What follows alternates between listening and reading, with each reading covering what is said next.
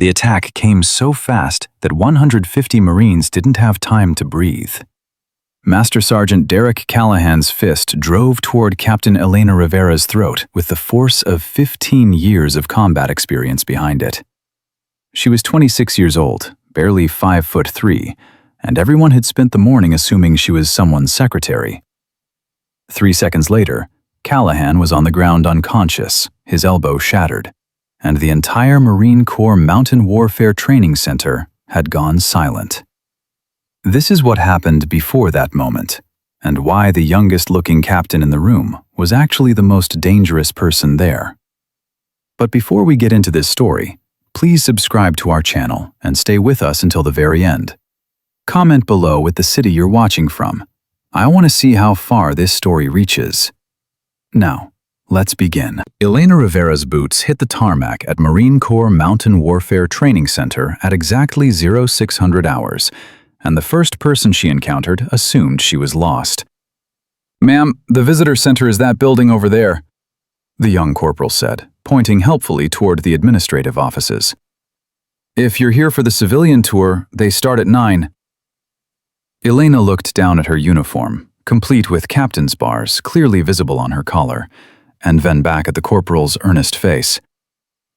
"I'm not here for a tour, Corporal." "Oh, are you with the Pentagon secretarial staff? They're setting up in the observation building. My buddy can show you." "I'm Captain Rivera. I'm your lead combat instructor for today's demonstration." The corporal's face went through several shades of red before settling on crimson. Yes, ma'am. I'm sorry, ma'am. I didn't. You look young, I know." Elena's voice wasn't unkind. She'd had this conversation approximately 800 times in her 6 years of service. "Where's Colonel Michaels?" "The briefing room, ma'am. I'll escort you." As they walked across the compound, Elena could feel eyes tracking her movement. She'd learned to recognize the looks: confusion, dismissal, sometimes amusement. At 26, with a face that could pass for 19 and a frame that topped out at 5'3", she didn't fit anyone's mental image of a Marine captain, much less a combat instructor qualified to train special operations candidates. What they didn't know, what they couldn't know, was that Elena had more classified combat missions under her belt than most of the Marines on this base would see in their entire careers.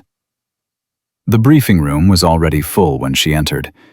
30 senior Marines, a handful of international observers, and several Pentagon officials turned to look at her. The conversation didn't stop. Several men glanced at her and immediately resumed talking, clearly assuming she was there to take notes or serve coffee. Colonel Michaels, standing at the front of the room, caught her eye and nodded. He was one of the few people present who knew exactly who Elena Rivera was, and what she could do.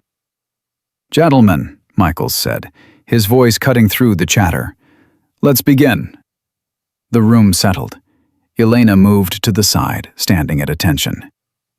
"Today's demonstration is critical," Michaels continued. "We have international observers from 12 allied nations, Pentagon officials evaluating our training protocols, and media coverage that will reach civilian audiences. The question we're answering today is simple.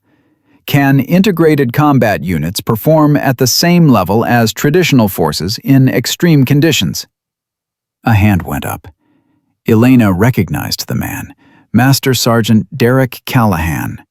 35 years old, decorated veteran, 3 combat deployments. She'd read his file on the flight in. "Colonel, with respect," Callahan said, his Texas drawl thick and deliberate. "We've been training the same way for 200 years. Why are we changing what works?" "Because the battlefield is changing, Sergeant, and we either adapt or we fail." Michaels gestured toward Elena. "Captain Rivera will be leading today's advanced combat demonstrations. She'll be working with our top candidates in mountain warfare scenarios, close quarters combat, and tactical decision-making under pressure." The silence that followed was profound. Callahan's voice broke it. "Did you say Captain Rivera will be leading?" "That's correct." Colonel, I mean no disrespect, but... Callahan looked directly at Elena for the first time, his eyes traveling from her face down to her boots and back up again. Is she even qualified for advanced combat instruction? Elena kept her expression neutral. This was the moment she'd been waiting for. Master Sergeant Callahan, Michaels said carefully. Captain Rivera is one of the most qualified combat instructors in the United States Marine Corps. On paper, maybe. Callahan leaned back in his chair. But has she seen real combat? Has she been in situations where people are actually trying to kill her? He paused. Or is this another Pentagon social experiment where we pretend everyone's equal when the bullets start flying? Several Marines shifted uncomfortably. The international observers leaned forward, suddenly very interested. Elena spoke for the first time. Master Sergeant, I appreciate your concern about the integrity of this training. It's not just training, Captain. It's about the lives of the Marines who'll depend on what we teach them today. Callahan stood up. I've lost friends because of bad training and bad leadership. So forgive me if I want to know that the person leading combat demonstrations has actually been in combat. That's a fair question, Elena said quietly. She turned to Colonel Michaels. Sir, permission to address the Master Sergeant's concerns? Michaels hesitated, then nodded. Granted. Elena looked directly at Callahan. I can't discuss the details of my deployments because most of my service record is classified. What I can tell you is that I've been in situations where people were trying to kill me. Multiple times. In multiple countries. And I'm standing here, which means I was better at my job than they were at theirs. Classified? Callahan's laugh was harsh. That's convenient. Master Sergeant, Colonel Michaels's voice carried a warning. That's enough. No, sir, it's all right. Elena stepped forward. Master Sergeant Callahan, I understand your skepticism. You look at me and you see someone who looks like she should be in college, not leading Marine combat training. You're not wrong to question that. But here's what I know. Today, during the demonstrations, you'll see what I can do. Not what's in my file, not what the Pentagon says about me, what I can actually do. And at the end of the day, you can make your own assessment about whether I'm qualified. The room was silent again, but this time the quality of the silence was different. A British observer spoke up, his accent crisp. Captain Rivera, I served with the SAS for 20 years. I've seen a lot of young officers who were excellent on paper, but froze in the field. What makes you different? Elena met his eyes. I don't freeze, sir. I was taught by people who couldn't afford to freeze, and I learned from situations where freezing meant dying. Who taught you? The British officer pressed. People whose names I can't share, sir. In places I can't discuss, using techniques that are still classified. A Pentagon official, a woman in her 50s with steel-gray hair, stood up. Colonel Michaels, I think we should move forward with the demonstration as planned. Captain Rivera's record speaks for itself to those of us who have clearance to review it. For everyone else, today's performance will be evidence enough. Callahan wasn't finished. Ma'am, with respect, this isn't about gender. This is about, it's always about gender, Sergeant. The official cut him off. And it's always couched in concerns about qualification and readiness. Captain Rivera has volunteered to prove herself today. I suggest we let her. Michaels checked his watch. We begin in 30 minutes. Captain Rivera, your training area is prepared. Master Sergeant Callahan, you'll be assisting with the advanced combat demonstrations. Elena saw something flash in Callahan's eyes, something that made her instincts sharpen. Yes, sir, he said. But his gaze stayed locked on Elena, and the look wasn't professional assessment anymore. It was personal. The briefing broke up. As Marines filed out, Elena heard fragments of conversation. Can't weigh more than 120 pounds. Pentagon politics. Going to be a disaster. Colonel Michaels pulled Elena aside. That got heated. It always does, sir. Callahan's a good Marine, but he's got issues with the integration policies. Lost some friends in combat, blames it on social experimentation with unit composition. Michaels lowered his voice. His psych eval flagged some PTSD indicators. He's been borderline aggressive in training scenarios lately. You're telling me this now, sir? I'm telling you to be careful. Today's demonstration is high stakes. A lot of careers are riding on your performance, including mine. He paused. But more importantly, if we prove this works, we open doors for every woman trying to serve in combat roles. If it goes badly, it won't go badly, sir. Your confidence is noted, Captain. But Callahan volunteered to be your opponent in the hand-to-hand combat demonstration. That wasn't my choice. He specifically requested it. Elena felt her pulse quicken slightly. That's fine, sir. I can handle it. He outweighs you by at least 80 pounds. He's got 6 inches on you in height. He's been doing this for 15 years. I know, sir. Michaels studied her face. What aren't you telling me, Captain? Elena smiled slightly. Just that I've fought bigger opponents than Master Sergeant Callahan, sir. In places where there were no referees and no rules. The things in your classified file, they're real? The operations they hint at? Yes, sir. Very real. Then why didn't you say that in there? You could have shut Callahan down. Because saying it and showing it are different things, sir. Words don't change minds. Performance does. Michaels shook his head. You're either very brave or very foolish, Captain. In my experience, sir, the line between those two things is pretty thin. Outside, Elena found a quiet spot behind the administrative building. She had 20 minutes before the demonstration began. She closed her eyes and started her pre-mission breathing routine, the same one she'd used before insertions in hostile territory, before close-quarters combat in buildings full of enemies, before moments when hesitation meant death. You praying? Elena's eyes snapped open. Callahan stood 10 feet away, arms crossed. Meditating, Master Sergeant. Centering myself. Mind if I ask you something, Captain? Off the record? Go ahead. Why are you really here? This demonstration, this whole integration push. What's it actually about for you? Elena considered the question. My mother was a Marine, Master Sergeant. Served in the Gulf War. Died when I was 8. Cancer from burn pit exposure. She never got to serve in combat roles because she was a woman. Spent her whole career proving she was just as tough, just as dedicated, just as capable as any man. And she was. But the system never let her show it where it mattered most. Callahan's expression didn't change. So this is personal. Everything worth doing is personal, Master Sergeant.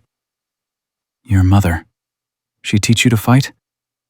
She taught me to be strong, to never back down, to earn respect through performance, not demands. Elena met his eyes. She taught me that the people who underestimate you are giving you an advantage. They're showing you their weakness before you ever have to show them your strength. Sounds like a smart woman. She was the smartest person I ever knew. Callahan was quiet for a moment, then, I lost 3 Marines in Fallujah. Good Marines. They died because our unit composition was wrong. We had people in positions they weren't qualified for because of quotas and political pressure. So when I see the Pentagon pushing these integration policies, I remember those faces. I remember telling their families that they died serving their country. What I didn't tell them is that they died because someone in Washington cared more about appearances than readiness. I'm sorry for your loss, Master Sergeant. Truly. Elena's voice was genuine. But with respect, those Marines didn't die because of integration policies. They died because someone made bad tactical decisions. Bad leadership isn't a gender issue. It's a leadership issue. Maybe. Or maybe you're about to prove me right today. Callahan turned to leave, then stopped. One more thing, Captain. During the hand-to-hand demonstration, I'm not going to go easy on you because you're small, or young, or female. This needs to be real for it to mean anything. I wouldn't want you to, Master Sergeant. I need it to be real too. He nodded and walked away. Elena watched him go, her mind already calculating. Callahan wasn't just skeptical, he was angry. Angry at policies he didn't agree with, angry at losses he'd suffered, angry at a world that was changing in ways he didn't like. And angry people made mistakes. She thought about the classified missions in her file. The compound in Yemen where she'd eliminated 3 hostiles twice her size in close-quarters combat. The extraction in Syria where she'd fought her way through an ambush using techniques her instructors had drilled into her until they were pure muscle memory. The training in North Carolina, where instructors from Delta Force and SEAL Team 6 had taught her that size and strength mattered less than speed, precision, and the willingness to do whatever it took to survive. Callahan thought he was facing a young, inexperienced captain who'd gotten her position through social engineering and political favoritism. He had no idea he was about to fight someone trained by the most elite special operations units in the world. Elena pulled out her phone and texted her mother's sister, the only family she had left. "Starting the demonstration. Wish me luck." The response came back immediately. "You don't need luck, Mija. You have skill. Make your mother proud." Elena smiled and put the phone away. 15 minutes until showtime. 15 minutes until 150 Marines and a room full of international observers would find out exactly who Captain Elena Rivera really was. She stood up, straightened her uniform, and started walking toward the training ground. The morning sun was climbing higher in the California sky. The temperature was already hitting 85 degrees. Perfect conditions for mountain warfare training. Hot, dry, demanding. As she approached the demonstration area, she could see Marines already gathering. 150 of them, she'd been told. The best and brightest from various units, here to learn advanced combat techniques. Most of them were still talking about the petite captain who was supposed to teach them how to fight. Elena heard one Marine mutter to another, "This is going to be embarrassing. For her, I mean." His buddy laughed. "Give her credit for trying, at least." "Trying isn't good enough in combat, man. People die when we pretend everyone's equal." Elena filed the comment away. She'd heard it before. She'd hear it again. But not after today. After today, these 150 Marines would tell a very different story. Colonel Michaels was waiting at the training ground entrance. "Ready, Captain?" "Yes, sir." "The international observers are in place. Pentagon officials are recording everything. Media pool is standing by." He lowered his voice. "No pressure, but this is probably the most scrutinized training demonstration in Marine Corps history." "I understand, sir." "And Callahan?"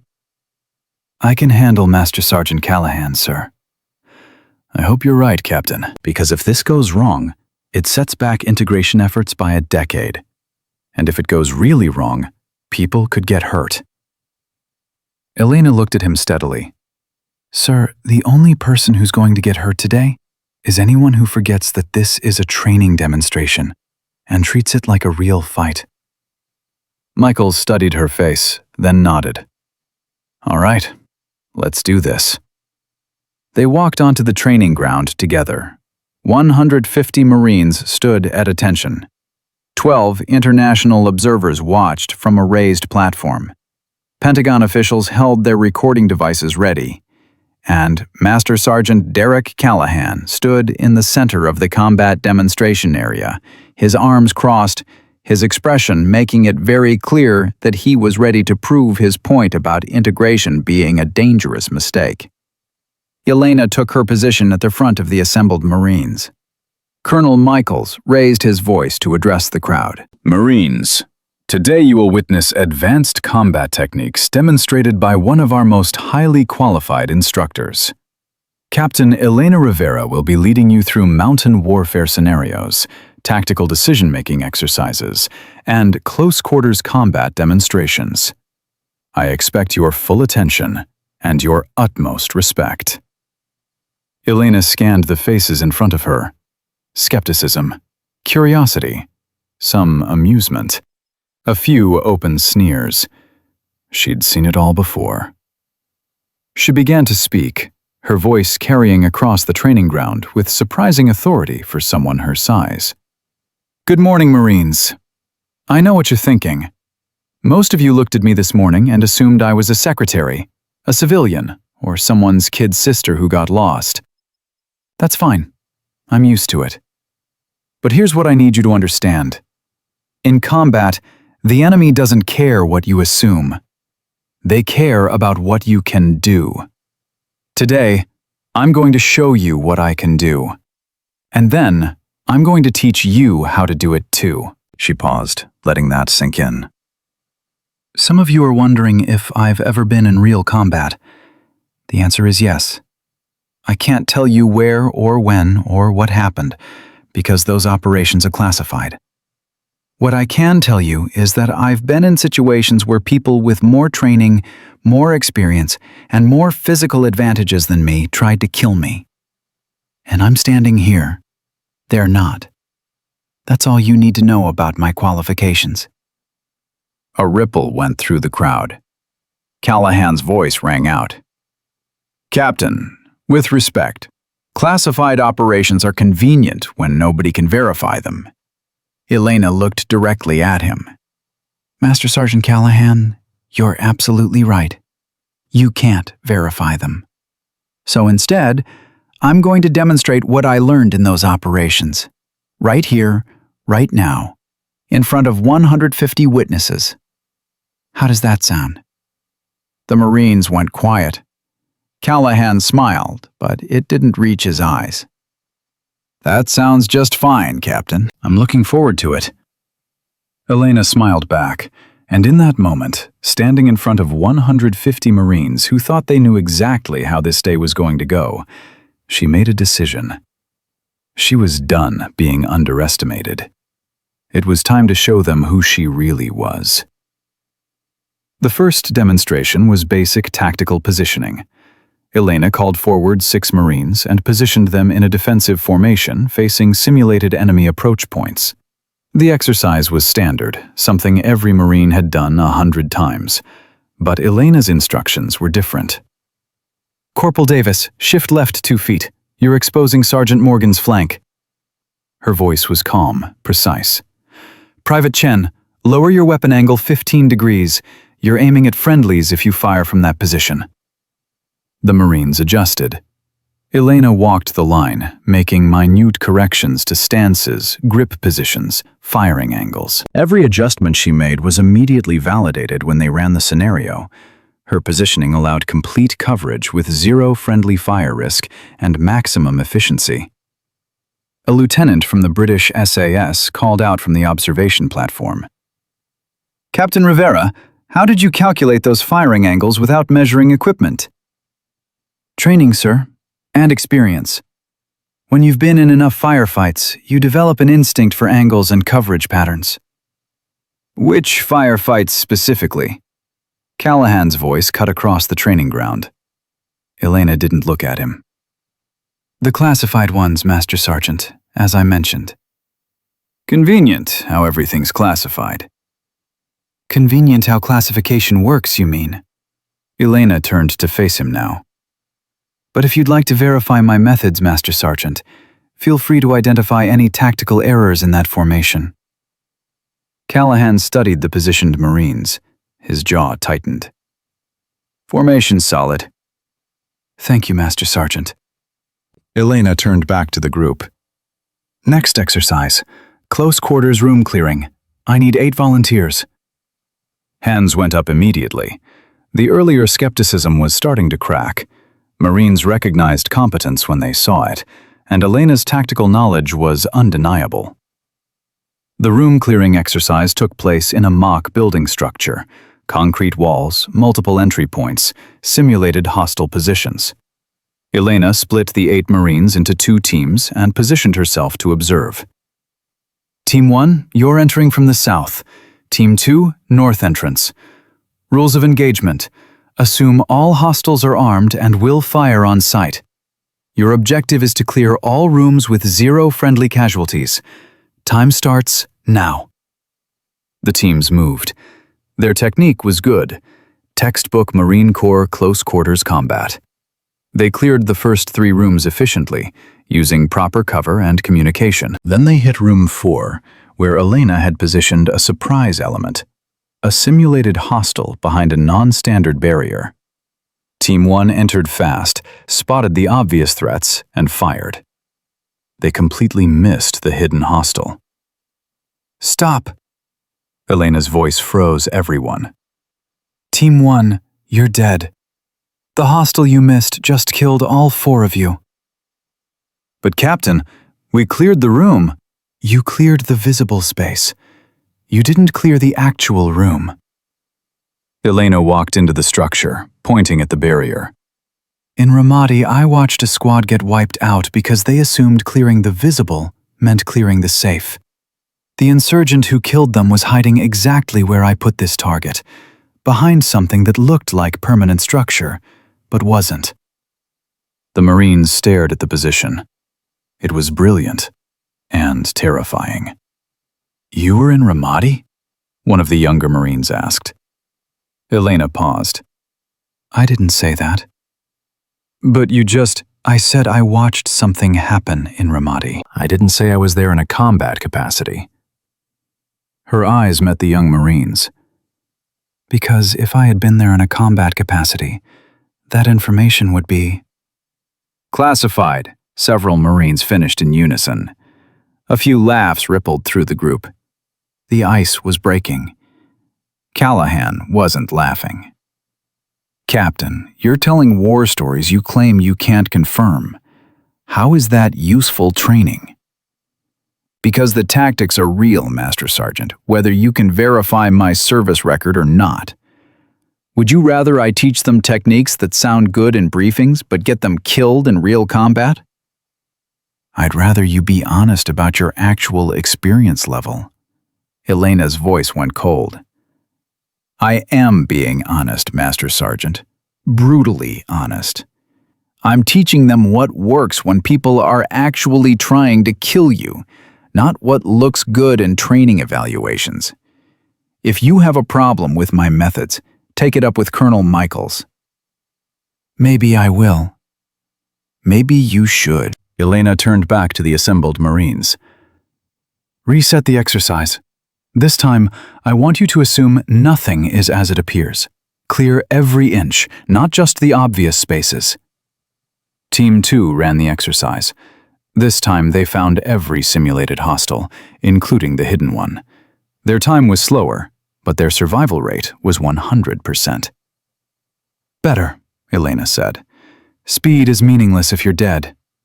Next exercise. The morning progressed with increasing intensity. Elena ran them through hand-to-hand combat drills, weapon transitions under stress, tactical decision-making in ambiguous situations. Every exercise revealed the same pattern. Elena's knowledge was deep, practical, and clearly earned through real experience, not just classroom study. The international observers were taking extensive notes. The Pentagon officials looked increasingly impressed, and the 150 Marines were starting to realize that Captain Elena Rivera might actually know what she was talking about. But Callahan's hostility was growing, not diminishing. During a water break, Elena overheard him talking to a group of senior enlisted Marines. Look, I'm not saying she doesn't know her stuff from books, but there's a difference between reading about combat and surviving it. We're going to trust our lives to someone because she can quote tactics manuals? She's doing more than quoting, Derek, one of the other sergeants said. That room-clearing modification? That's not in any manual. That's experience. Or it's something she heard about secondhand. You really think a 26-year-old captain has been in enough combat to teach us anything new? The colonel seems to think so. The colonel's under pressure from Washington to make this integration thing work. He'd say anything. Elena forced herself to keep walking. Engaging with Callahan's skepticism wasn't going to change his mind. Performance would. She just needed to keep performing. The next exercise was hand-to-hand combat techniques. Elena called forward a volunteer, a corporal who was about her size. Corporal Martinez, I'm going to demonstrate basic defensive techniques against a larger opponent. I need you to attack me the way you would in a real combat situation. Martinez hesitated. Ma'am, I don't want to hurt you. You won't. Trust me. Elena positioned herself in a neutral stance. When you're ready? Martinez moved carefully, throwing a controlled punch toward Elena's shoulder. She redirected it easily, using his momentum to unbalance him, and swept his legs. He hit the mat hard, but controlled. Good, but that was a training attack. I need you to come at me like you mean it. Captain, I outweigh you by 60 pounds, and in real combat, the enemy will outweigh you by more than that. Size doesn't matter if you understand leverage and momentum. Now attack me. Really attack me. Martinez exchanged glances with other Marines, then shrugged and came at Elena with genuine speed and force. What happened next took less than 2 seconds. Elena slipped Martinez's punch, trapped his arm, rotated her hip into his center of gravity, and threw him over her shoulder. He landed flat on his back with the air knocked out of his lungs. Before he could react, Elena had his arm locked in a submission hold that would have dislocated his shoulder if she'd applied pressure. Yield? She asked calmly. Yield, Martinez gasped. Elena released him immediately and helped him up. You okay? Yes, ma'am. Just surprised. Martinez rubbed his shoulder. Where did you learn that? People who are very good at ending fights quickly. Elena turned to address the watching Marines. The technique is called a standing arm throw into a shoulder lock. It works regardless of size differential because you're using the opponent's momentum and body weight against them. With proper technique, a smaller fighter can control a larger opponent. The key is precision and speed. Show us again, someone called out. Elena spent the next 20 minutes demonstrating variations of the technique with different volunteers. Each time, the result was the same. Marines who outweighed her by 50 to 80 pounds ended up on their backs, controlled and helpless. The mood in the training ground was shifting. The earlier dismissiveness was being replaced by genuine respect. These Marines were watching someone who clearly knew how to fight. Really fight. Not just demonstrate training techniques. Callahan watched from the sidelines, his expression darkening with each successful demonstration. During another break, one of the younger Marines approached Elena. Captain, can I ask you something? Go ahead, Private. How many fights have you actually been in? Real ones, I mean. Elena considered the question. Define fight. You know, actual combat, life or death. I've been in situations where if I hadn't fought, I would have died. How many times? She paused. Enough to know what works and what gets you killed. That's all that matters. But you can't talk about it. Not the specifics, no. The private lowered his voice. Is it true what they say? That you're special operations? Where did you hear that? Just rumors. People saying you're too young to be teaching advanced combat unless you've done something seriously hardcore. Elena smiled slightly. Private, Rumors are just stories people tell themselves to make sense of things they don't understand. Don't trust rumors. Trust performance. Your performance is pretty convincing, ma'am. Then that's all you need to know. Colonel Michaels approached as the private walked away. Captain, you're winning them over. Most of them, sir. Master Sergeant Callahan is a different story. I noticed. He requested to speak with me during the next break. About me, sir? Almost certainly. He's going to push for a more experienced instructor for the final demonstration. Elena felt her jaw tighten. The final demonstration is hand-to-hand combat, sir. That's my strongest area.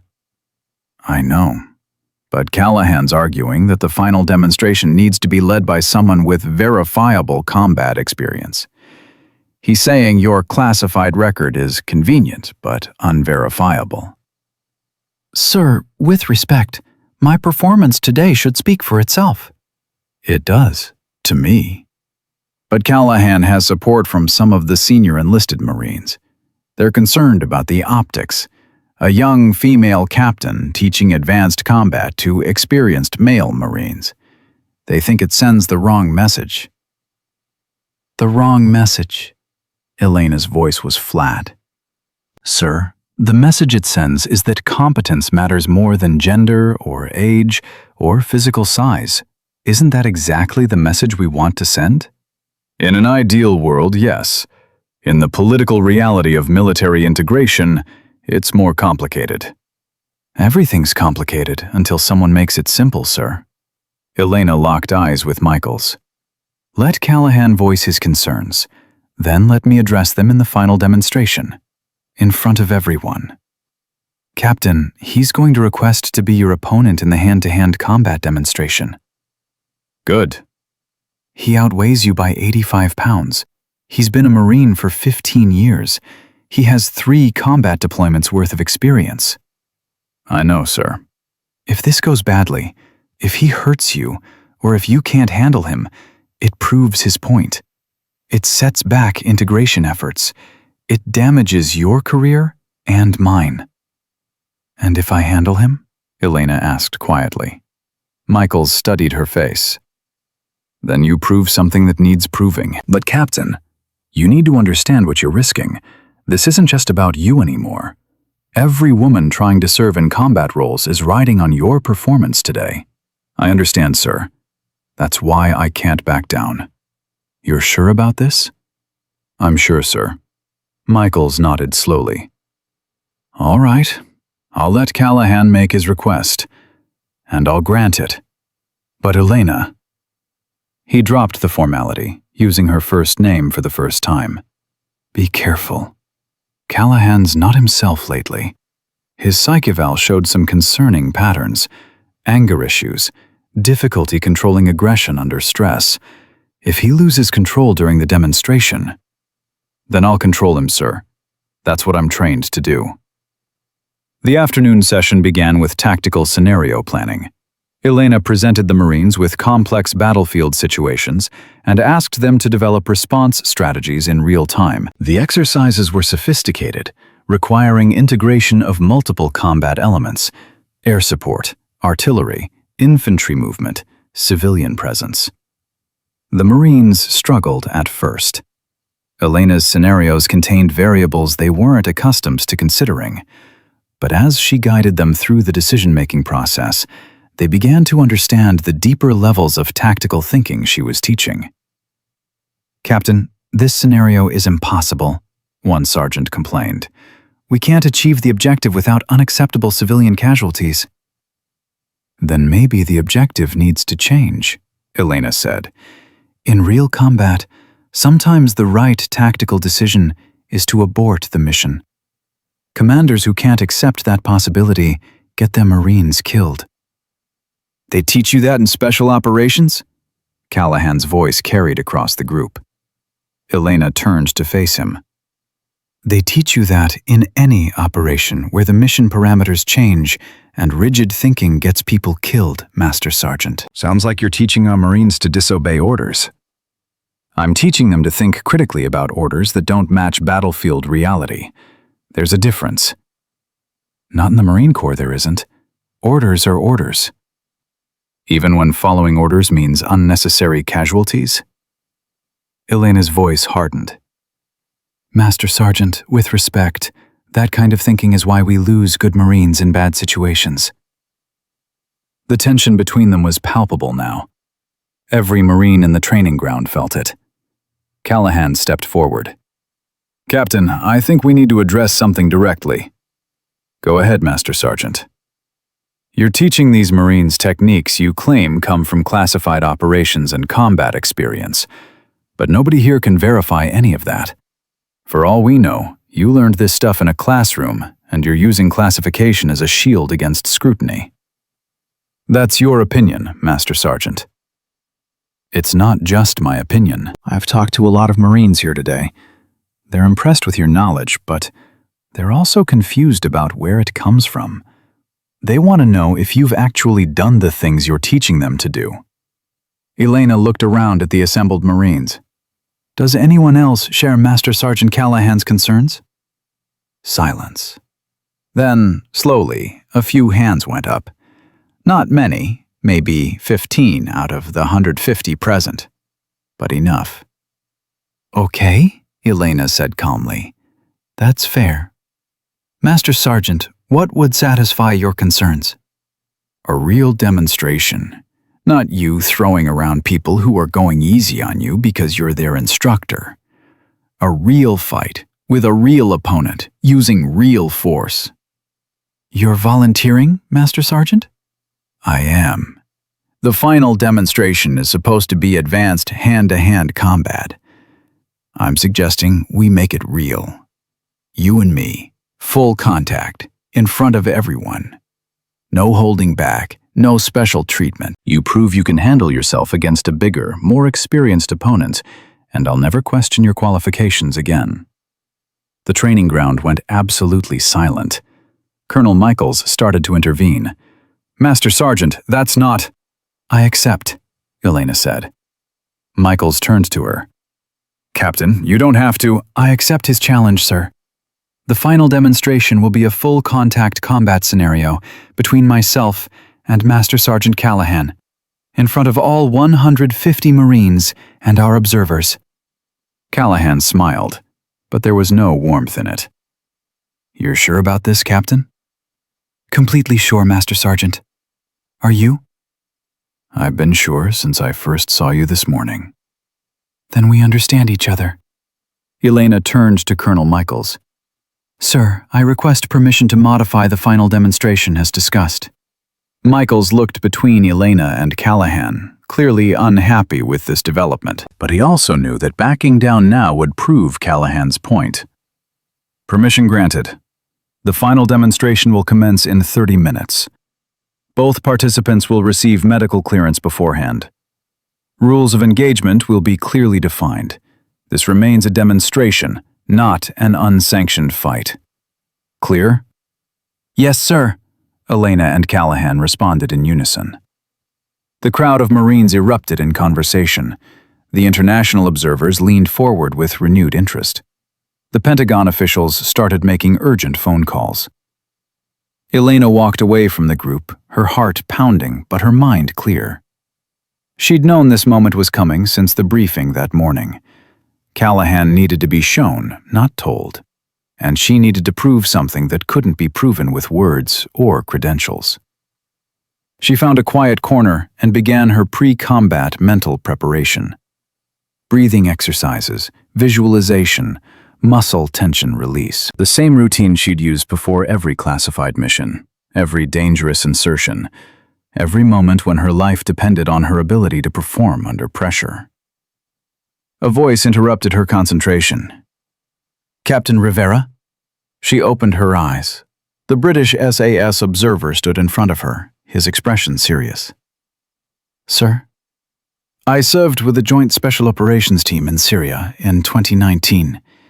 We had an American operator attached to our unit. Couldn't have been more than 23 years old. Female. Absolutely lethal.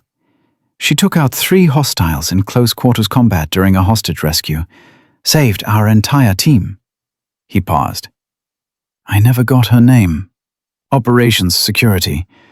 But I've been watching you all morning, and your technique, your movement patterns, they're identical to hers. Elena held his gaze, but said nothing. I'm not asking you to confirm or deny anything, the British officer continued. I'm just saying that if you were that operator, then Master Sergeant Callahan has no idea what he's about to face. And if you weren't that operator, then you were trained by the same people who trained her. Either way, you're the most dangerous person on this training ground, regardless of what you weigh or how old you are. Thank you, sir. One more thing, Captain. That operator in Syria, she didn't just neutralize the hostiles. She did it in about 4 seconds total. 3 men, all larger than her, all eliminated before any of us could even bring our weapons to bear. It was the most efficient close-quarters combat I've ever witnessed. He smiled slightly. I'm looking forward to your demonstration. He walked away, leaving Elena alone with her thoughts. 4 seconds. That's all it had taken in Syria. 3 hostiles, 4 seconds, 0 hesitation. Callahan thought he was about to teach her a lesson. He had no idea he was about to get one instead. Elena stood up, rolled her shoulders, and started walking toward the demonstration area. 30 minutes until everything changed. 30 minutes until 150 Marines learned that the most dangerous opponent is the one you underestimate. And 30 minutes until Master Sergeant Derek Callahan discovered that classified operations aren't classified because they're fake. They're classified because they're real. And the people who survive them are more dangerous than anyone realizes. The medical officer cleared both Elena and Callahan for the demonstration.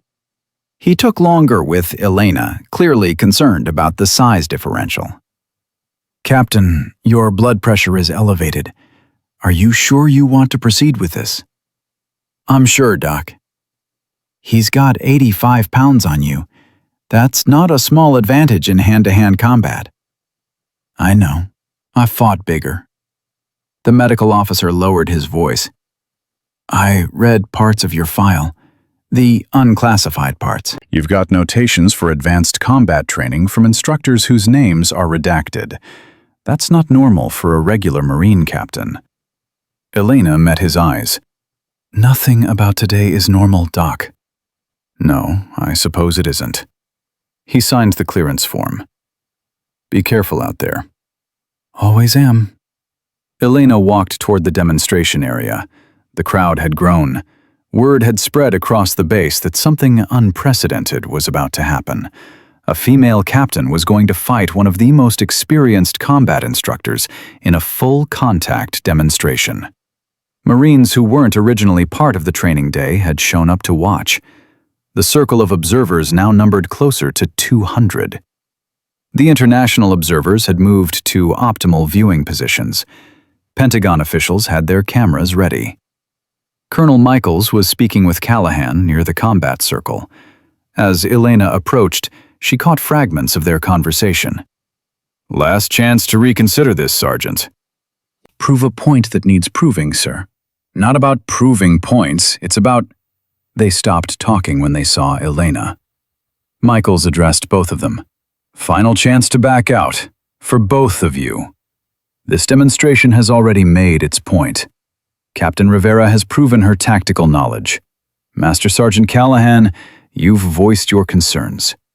We can end this now with everyone's reputation intact. No, sir, Callahan said. We're doing this. Captain? Michaels looked at Elena. We're doing this, sir. Michaels sighed. Rules of engagement.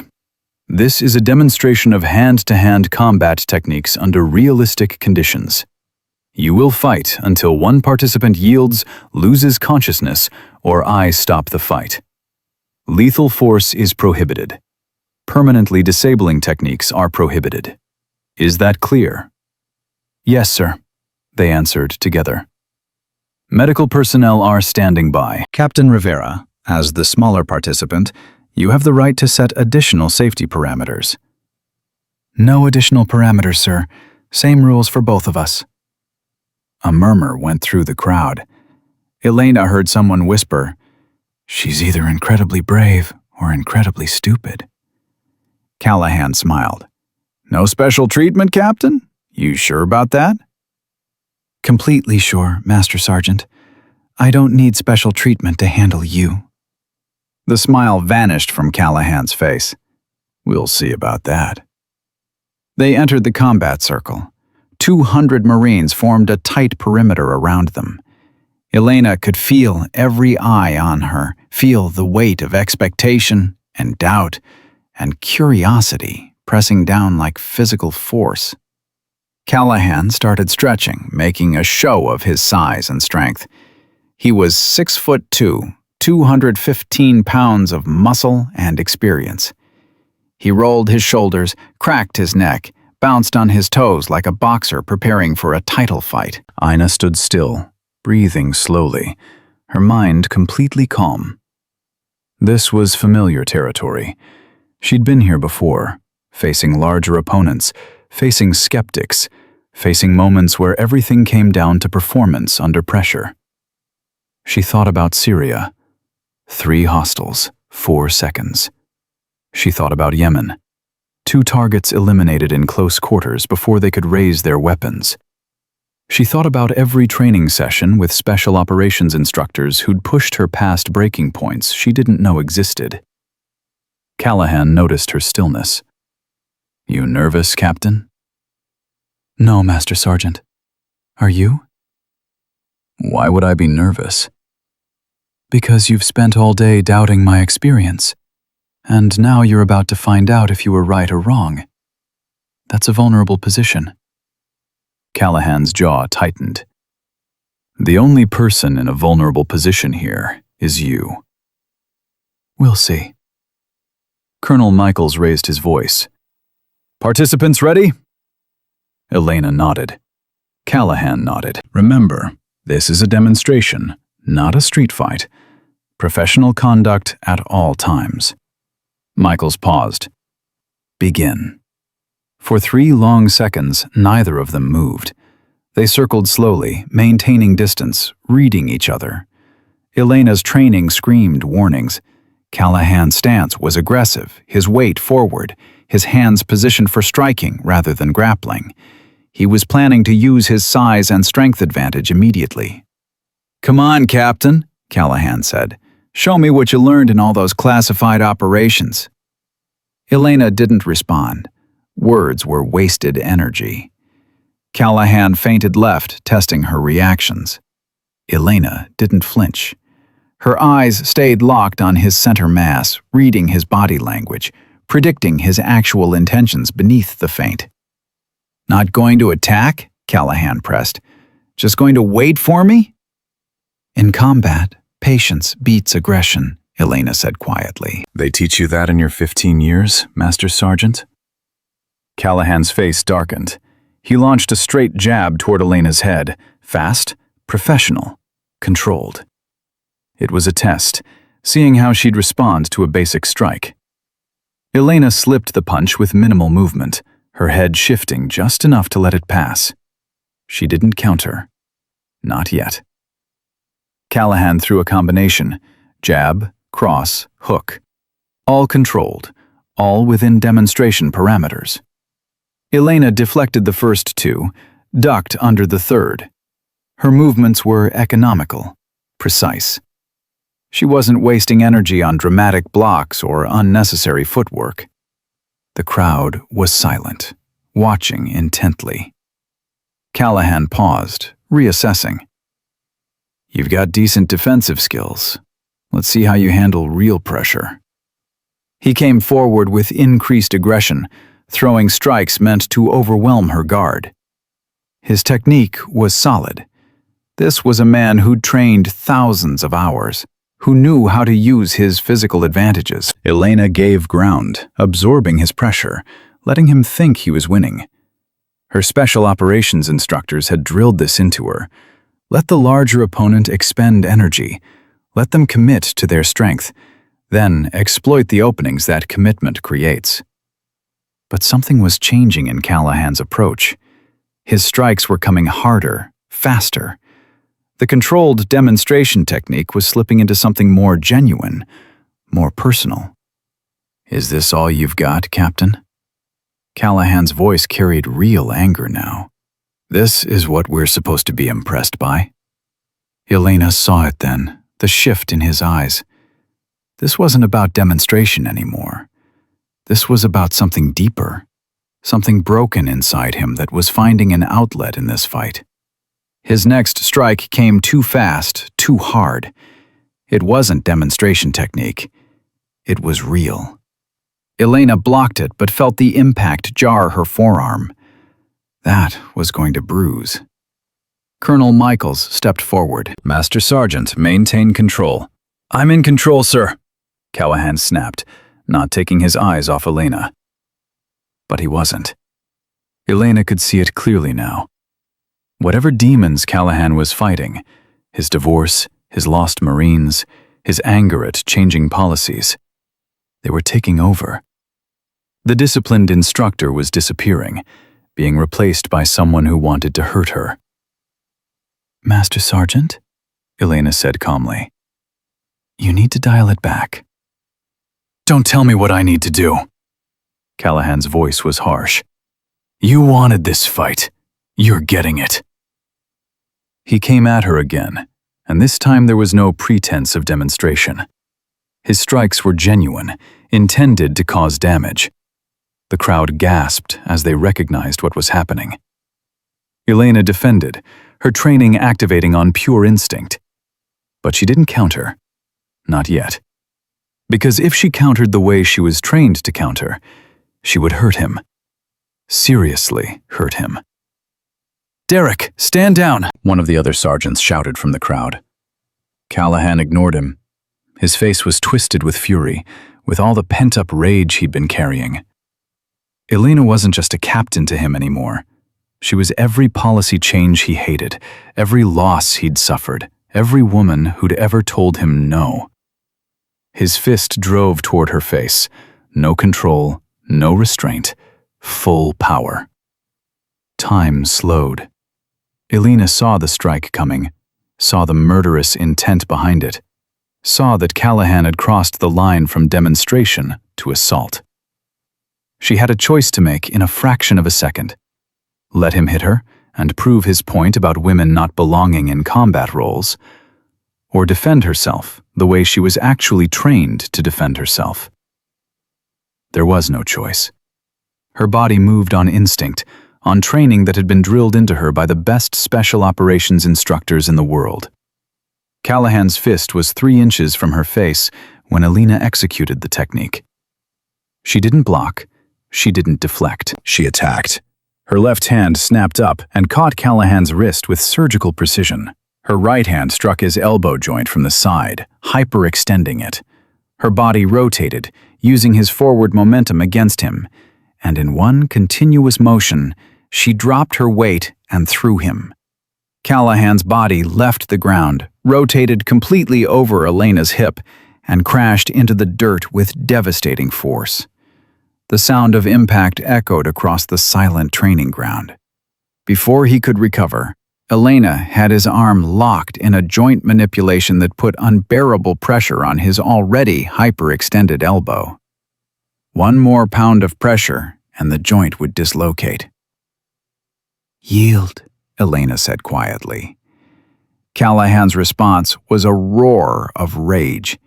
He tried to muscle out of the lock, tried to use his strength advantage to break free. It was exactly the wrong move.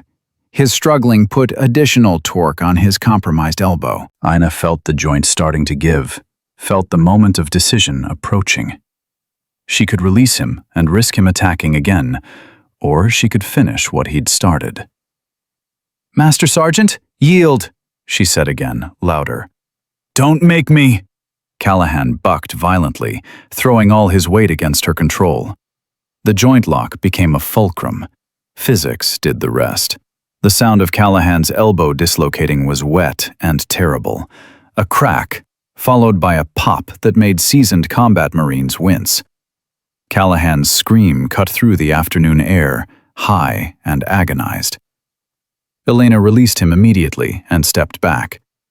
Callahan curled on the ground, clutching his ruined arm, his face white with shock and pain. His elbow was bent at an angle that elbows don't bend, the joint visibly displaced beneath the skin. The silence that followed was absolute. 200 Marines stood frozen, processing what they'd just witnessed. The entire sequence, from Callahan's attack to his injury, had taken less than 3 seconds. 3 seconds that felt like they'd altered the fundamental reality of the training ground. Colonel Michaels was the first to move. Medic! Get a medic here now! Medical personnel rushed into the circle. Elena stood perfectly still, her hands at her sides, watching them work on Callahan. Her face showed no emotion, but her mind was racing through the implications of what had just happened. The head medic, the same one who'd cleared them for combat, knelt beside Callahan and examined his arm. His face went pale. "We need immediate transport to the base hospital. This is a complete elbow dislocation with probable ligament tears. He needs surgery now." "Do it," Michaels ordered. "Get him out of here." As medics loaded Callahan onto a stretcher, his eyes found Elena's. Through his pain, there was something else in his expression. Shock, disbelief, and maybe the first glimmer of understanding. "What are you?" he gasped. Elena didn't answer. Michaels approached her. "Captain, are you injured?" "No, sir." "What happened? I need your immediate account before we bring in the investigators." "Master Sergeant Callahan escalated beyond demonstration parameters, sir. His strikes became genuine attacks. When he attempted to strike my face with full force, I defended myself using appropriate techniques to neutralize the threat." "Appropriate?" Michaels looked at Callahan, being carried away. "You destroyed his elbow." "He destroyed his elbow, sir. I applied a joint lock. He chose to resist using force against a compromised joint. The injury resulted from his decision to struggle against a technique designed to end fights through submission." One of the Pentagon officials stepped forward. "We have the entire incident on video, Colonel. The captain's account is accurate. Master Sergeant Callahan's attack was clearly outside demonstration parameters." Captain Rivera's response was defensive. The British SAS observer joined the conversation. "Colonel Michaels, I need to speak with you privately about Captain Rivera's technique." They stepped aside, speaking in low tones.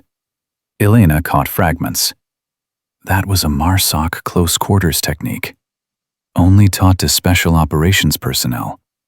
Confirms what I suspected about her actual background. The other Marines were still standing in shocked silence. Finally, one of the younger corporals spoke up. "Captain Rivera just took down Master Sergeant Callahan in 3 seconds. "Less than 3 seconds, another Marine corrected. "I was timing it. Attack to injury, 2.4 seconds. A sergeant from Callahan's own unit stepped forward. "Captain, I need to say something." Elena turned to face him. "Go ahead, Sergeant." "Derek, Master Sergeant Callahan. He's been struggling lately. Personal issues, stress from his divorce, some PTSD symptoms he won't admit to. This morning, before the demonstration, he was talking about needing to prove something. I should have said something to someone." The sergeant's voice was thick with guilt. "But I didn't.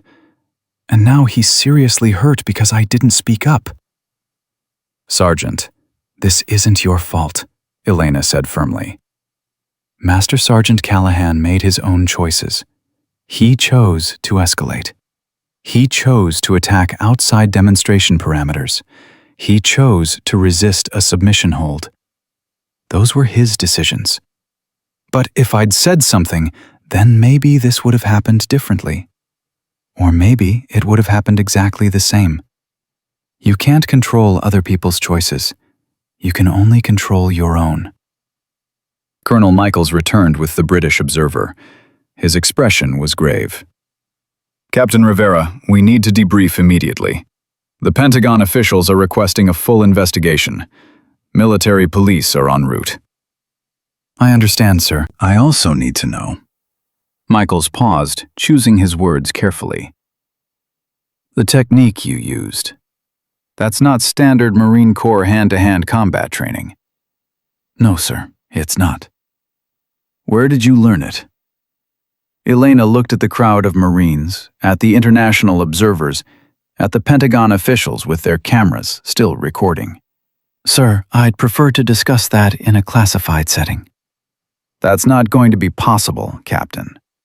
200 witnesses just saw you use advanced special operations techniques. The classification is already compromised. The British SAS observer spoke up.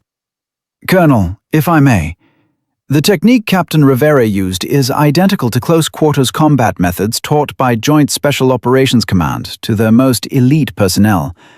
I've seen it used exactly once before, in Syria during a hostage rescue operation. The operator who used it was female, approximately Captain Rivera's age, and had been attached to our SAS unit through some kind of exchange program that we were never given details about. All eyes turned to Elena. She stood silent, her mind calculating the consequences of what was about to happen. Her classified service record was about to become very public. Years of secret operations, of careful anonymity, of missions that couldn't be acknowledged. All of it was about to be exposed because she'd defended herself against an out-of-control master sergeant. Captain Rivera, Michael said quietly, I think it's time we stopped pretending. These Marines just watched you take down a 15-year combat veteran in under 3 seconds, using techniques that are only taught to special operations personnel. Your cover is blown. So I'm asking you directly, as your commanding officer, what is your actual operational background? Elena took a deep breath. Sir, I'd like to request that this conversation happen with appropriate security clearances present. Too late for that, Captain. Answer the question. The weight of 200 stares pressed down on her. This was the moment. She could maintain the cover, cite classification, refuse to answer. Or she could tell the truth and face whatever consequences came from it. Sir, Elena said clearly, her voice carrying across the silent training ground. I'm a graduate of the Marine Special Operations School. I've served on classified direct action missions in 7 different countries. I've been attached to SEAL Team 6, Delta Force, and British SAS for joint operations that don't officially exist. The Pentagon assigned me to this demonstration because I have more combat experience than 90% of the Marines on this base, despite my age and appearance. The silence that followed her admission was different from before. It wasn't shock at violence. It was shock at revelation. A young private found his voice. Your special operations? Like, actual special operations? Yes, Private. And all day, when you've been teaching us tactics and techniques, that was from real missions? Yes. And when Master Sergeant Callahan said your experience was just from books and classrooms, he was wrong, Elena finished. Very wrong. Another Marine spoke up. Why didn't you just tell us this from the beginning? Because my service record is classified for good reasons, Marine. The missions I've been on, the operations I've participated in, they're secret because the enemies we fought don't get to know who beat them. And because special operations personnel maintain anonymity for their own protection and the protection of future operations. But you're telling us now. Because Master Sergeant Callahan forced my hand. He escalated a demonstration into a real fight, and I had to defend myself using my actual training. There's no way to explain what just happened without acknowledging where that training came from. The Pentagon official who'd spoken earlier stepped forward again. Captain Rivera, I need to inform you that your admission just now has created a significant security situation. We'll need to conduct damage control assessment, evaluate what information has been compromised, and determine... I understand the implications, ma'am, Elena interrupted, but I'm not going to apologize for defending myself against an assault. Master Sergeant Callahan attacked me with genuine intent to cause harm. I responded appropriately. If that compromises my cover, then so be it. Colonel Michaels rubbed his face. This is going to generate reports all the way up to the Pentagon, possibly to the White House. Yes, sir, it probably will. Do you understand what you've done here, Captain? You've just blown your operational cover in front of 200 witnesses and a dozen foreign nationals. Yes, sir. I understand completely. And you're okay with that? Elena thought about her mother, about the female Marines who'd fought for the right to serve in combat roles, about every woman who'd been told she wasn't strong enough, wasn't tough enough, wasn't good enough. Yes, sir. I'm okay with that. Because 200 Marines just learned something important today. They learned that capability isn't determined by size or gender or appearance. They learned that underestimating your opponent is the fastest way to lose. And they learned that when someone with real training defends themselves, it's fast, efficient, and devastating. She paused. If that costs me my operational anonymity, then it was worth it. One of the senior sergeants, a man who'd been skeptical of Elena all morning, stepped forward. Captain, I owe you an apology. We all do. We looked at you and made assumptions based on what we could see. We were wrong. You weren't wrong to be skeptical, Sergeant. You were wrong to let that skepticism prevent you from evaluating actual performance. There's a difference. The military police arrived within 15 minutes. Captain Sarah Chen, the lead investigator, was a 10-year veteran with a reputation for thoroughness. She took one look at the crowd of Marines and the medical personnel still treating Callahan's arm, and her expression hardened. All right. Everyone not directly involved in the incident needs to clear this area. Now. Her voice carried authority that even senior Marines didn't question. We're treating this as a serious training injury pending investigation. That means witness statements, video analysis, and formal interviews. Colonel Michaels approached her. Captain Chen, I can provide immediate context. Sir, with respect, I need to conduct this investigation without command influence. Please step back and allow me to do my job. Elena watched the organized chaos unfold around her. Marines were being separated into groups for interviews. The international observers were being corralled by Pentagon officials who looked increasingly stressed. Camera equipment was being secured as evidence. Captain Chen walked directly to Elena. Captain Rivera, I'm going to need you to come with me for a formal statement. Understood, Captain. Before we do that, are you injured in any way? Minor bruising on my left forearm, nothing requiring treatment. I'll need medical to photograph that bruising. It's evidence. Chen's eyes were sharp, assessing. I watched the incident from the observation platform. What I saw didn't look like a training demonstration gone wrong. It looked like an assault and a defensive response. That's accurate, Captain. Master Sergeant Callahan attacked you with genuine intent to cause harm? Yes. And your response was defensive? Yes. The technique you used, I've never seen anything like that in standard Marine Corps training. Elena met her eyes. That's because it's not standard Marine Corps training, Captain. Where did you learn it? That's going to require a classified discussion. Chen's eyebrows rose. Captain Rivera, 200 Marines just watched you use classified techniques. I don't think we're in classified territory anymore. The techniques are declassified by necessity now, but the operations where I learned them and the instructors who taught them remain classified. Fair enough. Let's start with what you can discuss. Chen pulled out a recording device. This is an official statement. Captain Elena Rivera, can you walk me through exactly what happened from your perspective?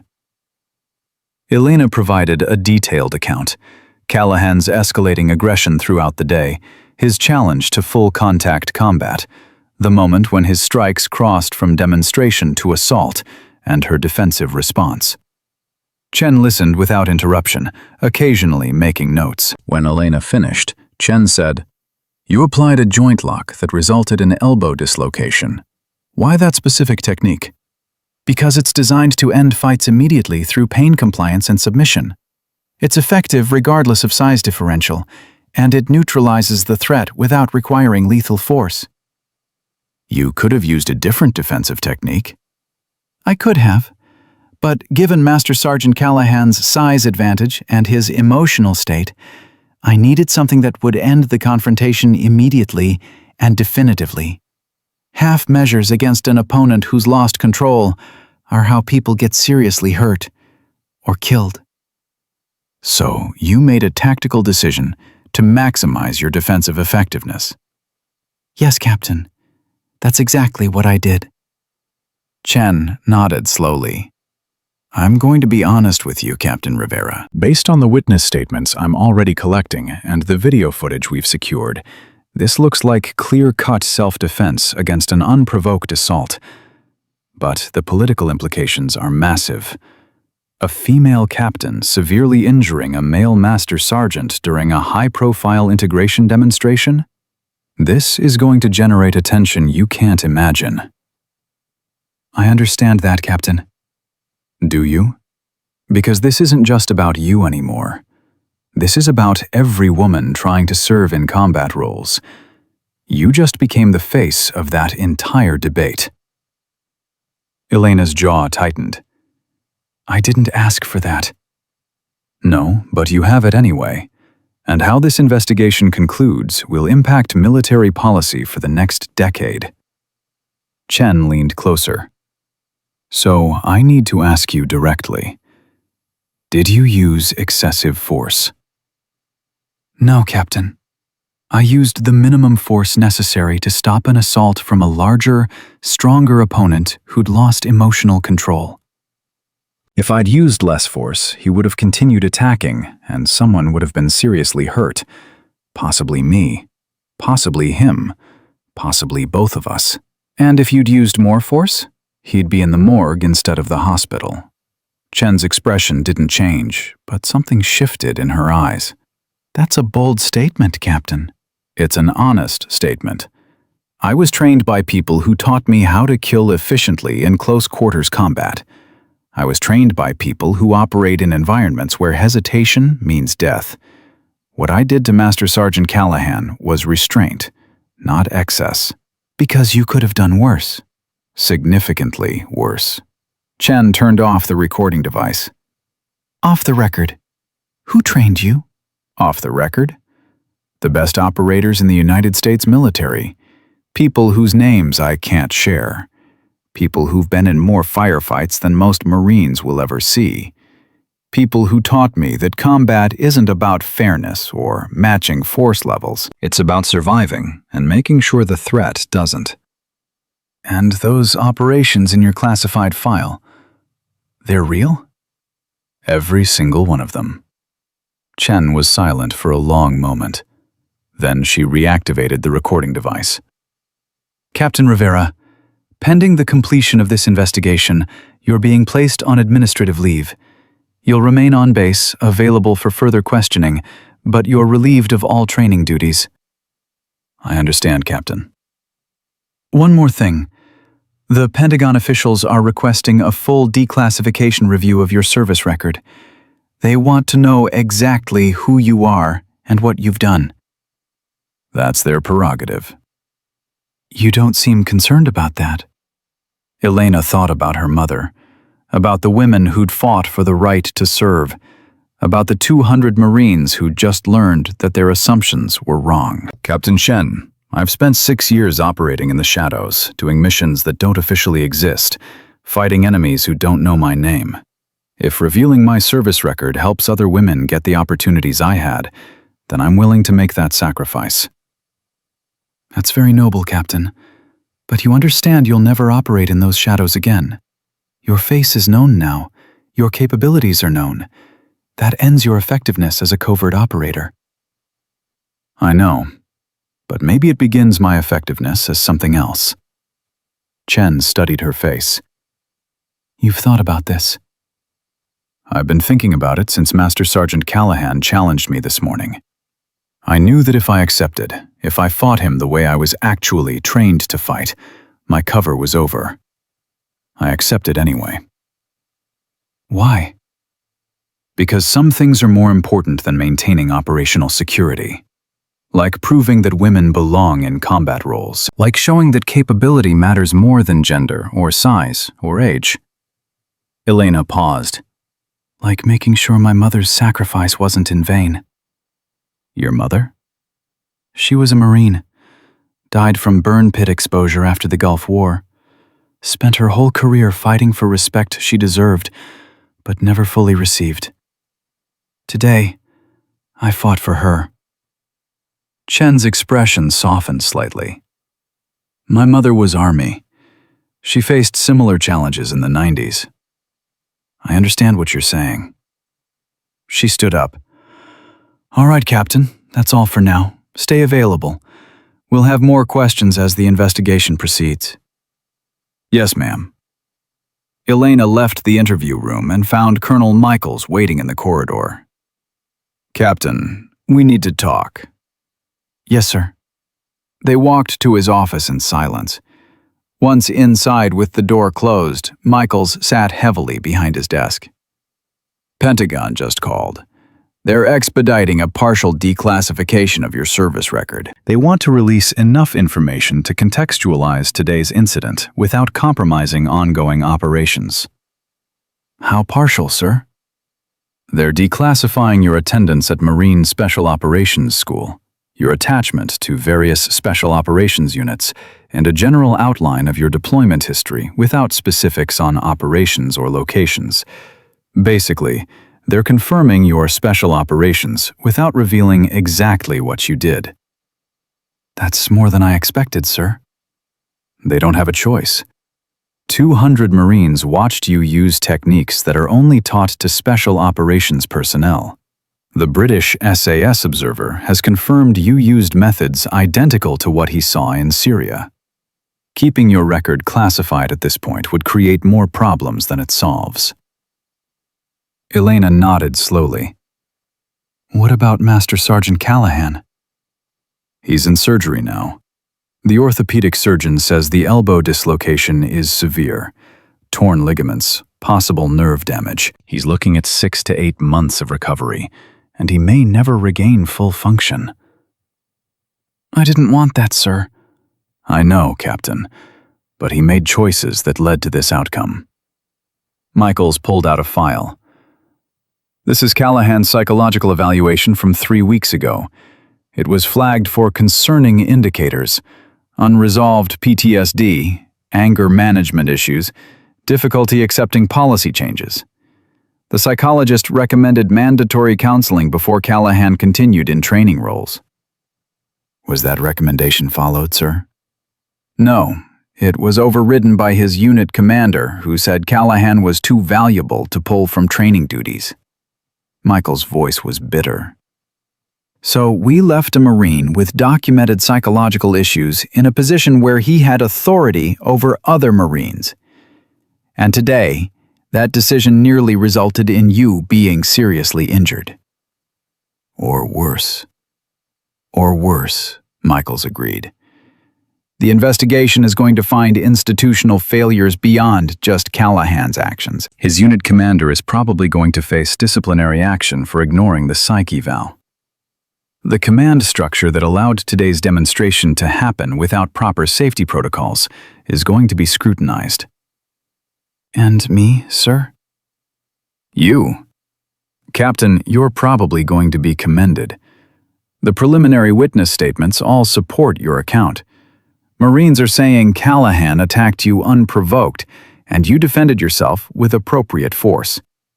Even the Marines who were skeptical of you this morning are now saying you showed remarkable restraint. Elena felt something tight in her chest begin to loosen. I was worried they'd see it differently. They saw exactly what happened. A smaller, less physically imposing Marine defended herself against a larger opponent who'd lost control. And they saw that your training, your real training, made the size difference irrelevant. Michaels leaned forward. Elena, you proved something today that needed proving. You proved that properly trained women can handle themselves in combat situations against larger male opponents. That proof is going to change policy. That was never my intention, sir. I just wanted to teach good tactics. I know. But intention doesn't change impact. Your actions today are going to reverberate through the entire military establishment. A knock on the door interrupted them. The British SAS observer entered without waiting for permission. Colonel Michaels, Captain Rivera, I apologize for the interruption, but I need to speak with Captain Rivera immediately. Sir, I'm in the middle of... Elena began. I know, but this can't wait. The British officer looked at Michaels. Colonel, with your permission, I need to have a classified conversation with Captain Rivera about operations in Syria. Michaels' eyes widened. You're confirming she was there? I'm confirming I served with an American operator in Syria whose techniques, methods, and physical description match Captain Rivera exactly. If she's who I think she is, then what happened today makes perfect sense. And the international community needs to know about it. Why? Elena asked. Because Captain Rivera, if you're the operator I served with in 2019, then you single-handedly saved 12 British SAS operators, 3 American SEALs, and 4 kidnapped aid workers during a hostage rescue operation. You neutralized 3 heavily armed hostiles in close-quarters combat in approximately 4 seconds, allowing my team to secure the hostages without casualties. He paused. That operation has been classified by both our governments, but given today's events, I'm requesting permission to declassify our after-action reports. Elena's mind raced. That operation had been one of her most dangerous. A nighttime raid on a compound where Western hostages were being held by an extremist group. She'd been inserted as part of a joint task force, and when the operation went sideways, she'd been the only operator in position to stop the hostiles from executing the hostages. Sir, I can neither confirm nor deny. Captain, I watched you fight today. I know it was you in Syria. Your movement patterns are identical. That specific technique you used on Callahan, the standing arm throw into joint manipulation, that's exactly how you took down the second hostile in that compound. The British officer's voice softened. You saved my life that night. You saved all our lives. And the world never knew about it because the operation was classified. Michaels looked between them. Are you saying Captain Rivera has been operating at this level since she was 23 years old? I'm saying Captain Rivera has been one of the most effective special operations personnel in the Western Military Alliance, and nobody knows it because her gender and age made her the perfect covert asset. Nobody expects a young woman to be a highly trained killer. That's why she was so valuable in that role. Elena felt exposed in a way she hadn't felt in years. Her operational identity, carefully protected, was being stripped away piece by piece. Sir, she said quietly, if you declassify that operation, you compromise future operations that use similar tactics. I've already discussed this with my command. They agree that the tactical benefit of maintaining your specific role is outweighed by the strategic benefit of demonstrating that integrated combat units can perform at elite levels.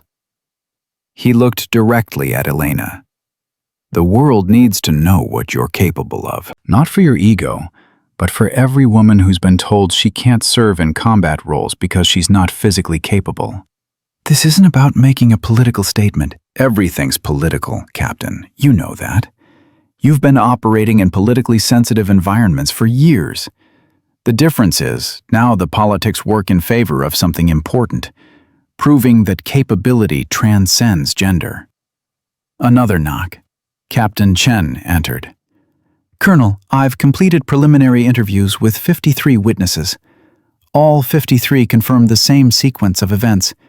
Master Sergeant Callahan escalated beyond demonstration parameters and attacked Captain Rivera with genuine intent to harm.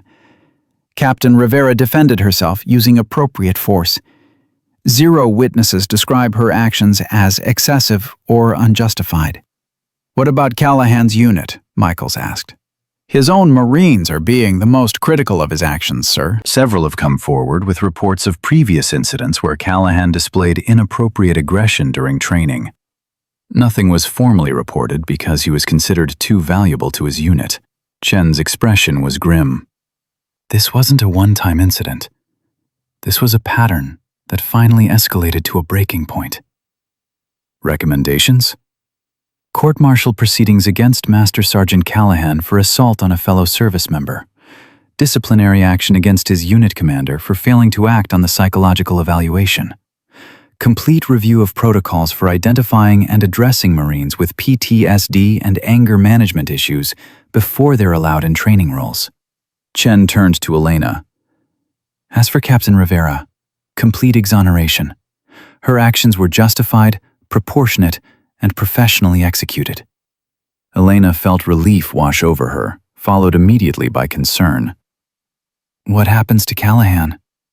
"That's not your concern, Captain," Chen said. Yes, it is. He's a Marine with 15 years of service and documented combat experience. He's clearly dealing with psychological trauma that wasn't properly addressed. What happens to him matters. Chen's expression softened slightly. "That's generous of you, Captain, considering he tried to seriously hurt you." "He's a broken Marine who needed help and didn't get it. The system failed him. I don't want to see him destroyed because the system failed." Michael spoke up. "Captain Rivera, your compassion is noted, but Master Sergeant Callahan made choices today that resulted in serious consequences. He'll face military justice for those choices." "I understand, sir. I just want to make sure he gets the psychological help he clearly needs." "That's going to be part of any resolution," Chen assured her. "Whether through court-martial or other disciplinary proceedings, Callahan will be required to undergo comprehensive psychological evaluation and treatment." The British officer cleared his throat. "Captain Rivera, I need your answer about the Syria operation. Will you confirm your participation so we can properly acknowledge what you did?" Elena looked at Colonel Michaels. "Sir, that's above my authorization level." "It is," Michaels agreed. He picked up his phone. "Let me make a call to Pentagon." 20 minutes later, after a series of increasingly high-level phone calls, Michaels hung up and looked at Elena with something like awe. "Captain Rivera, the Secretary of Defense has authorized partial declassification of your service record, including your role in the Syria hostage rescue operation. They're also fast-tracking a classified commendation to public recognition. Apparently, today's incident has convinced senior leadership that the strategic value of acknowledging your service outweighs operational security concerns." Elena sat down slowly. "Sir, I don't understand." "Why would they?" "Because, Captain, you just became the poster child for combat integration. The Pentagon wants to use your service record to demonstrate that women can perform at the highest levels of special operations. They're turning you into a symbol." "I don't want to be a symbol, sir. I just want to do my job." "Too late for that," the British officer said, not unkindly. "The moment you defended yourself in front of 200 witnesses, you became something larger than yourself. The question now is whether you use that platform to help other women or try to hide from it." Elena thought about her mother, about the hospital room where she'd died, whispering to 8-year-old Elena that she should never let anyone tell her she wasn't good enough. About the promise Elena had made at her mother's funeral, that she would prove women belonged anywhere they had the skill to serve. "If they're going to make me a symbol," Elena said slowly, "then I want to make sure it's a symbol that actually helps people, not just propaganda." "What do you mean?" Michaels asked. "I mean, if the Pentagon is going to acknowledge my service, I want them to also acknowledge the institutional failures that happened today. Callahan didn't get the help he needed because the system prioritized operational readiness over marine welfare. That's not a gender issue. That's a leadership issue. If my story is going to be told, then that story needs to be told too. Chen nodded approvingly. Captain, you're thinking strategically. Good. I'm thinking about the next Marine who's struggling with PTSD and anger issues. I don't want them to end up like Callahan, broken and facing court-martial because nobody helped them when they asked for it. Michaels stood up.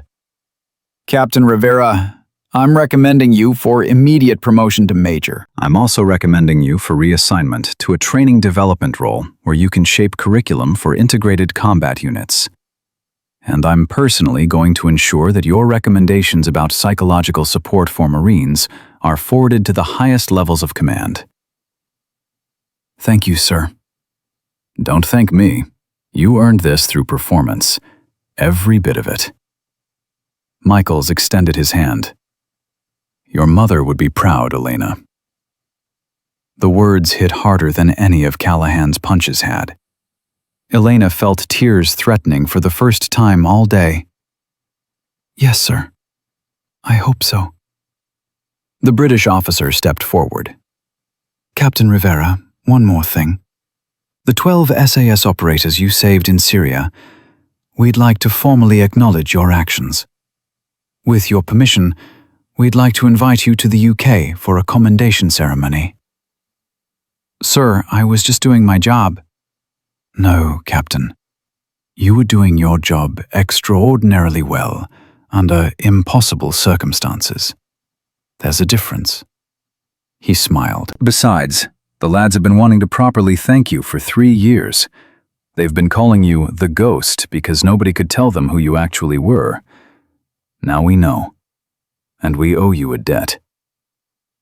Elena nodded, overwhelmed.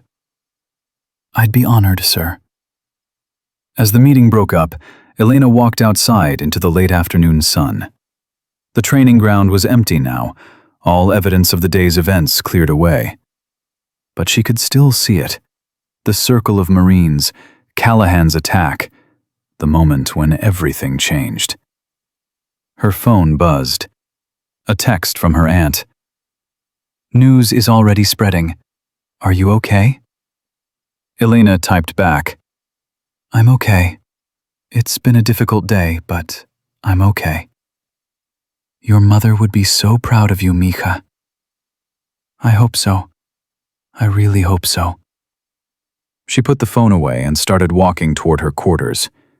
Marines she passed stopped and saluted with a respect that felt different from before. Not just protocol, but genuine acknowledgement. One young female Marine approached hesitantly. Captain Rivera, I just wanted to say thank you for what you did today, for proving we belong here. Elena looked at the private's earnest face and saw herself at that age, uncertain, determined, ready to prove something to a world that doubted her. Private, you don't need me to prove you belong here. You belong here because you earned it, just like every other Marine. Don't let anyone tell you different. Yes, ma'am. But still, thank you. As the private walked away, Elena realized the British officer had been right. She wasn't just Elena Rivera anymore. She was a symbol, whether she wanted to be or not. The question was, what kind of symbol she would choose to be. Elena stood in the hallway of the base hospital 3 days later, staring at the door to Callahan's room. She'd been standing there for 5 minutes, trying to decide if visiting him was the right thing to do. A nurse approached. Can I help you, Captain? I'm here to see Master Sergeant Callahan. Is he accepting visitors?